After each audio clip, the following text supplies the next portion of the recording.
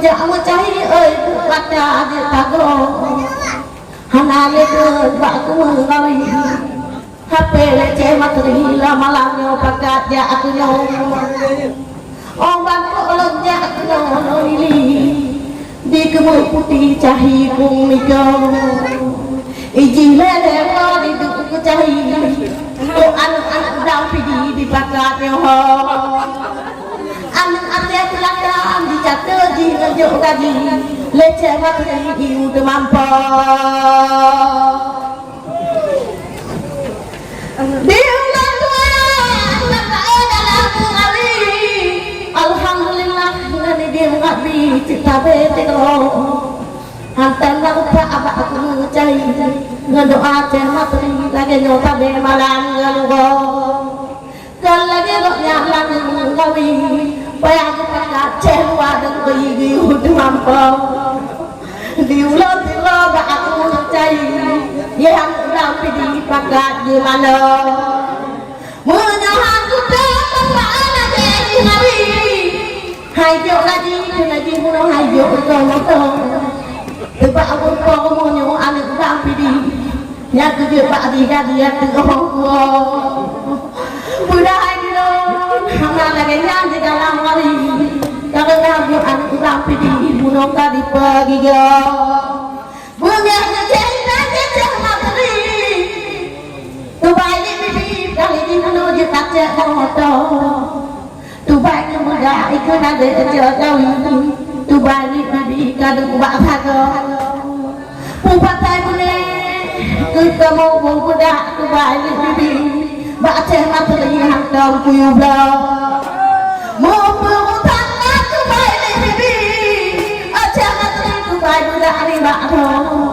hantar pelakir penting kaki tali baca materi anu ubah di dalam tengah luar putih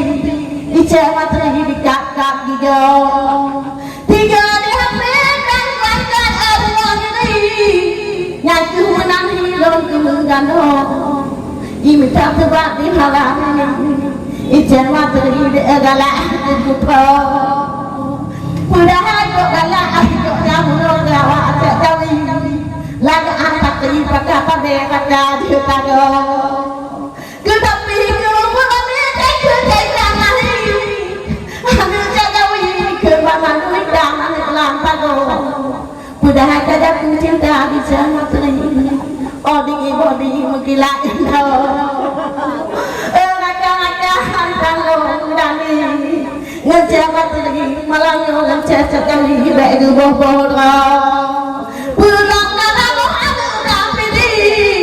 hanan kami di kampung haklah tetangga di watupi yang jadi pagar leceh materi kebantirak bapak lagi bangoto ombana ele kare leceh ini ngeceh materi baan kurang pidi kadiu muda irong kita cari ada kamu cari dak aku mengawi ke tumpah lagi dengan awak roh anak kerjaan gua kerjaan mengawi anak pada gadi baca yang berubah dengan awak roh kerjaan cari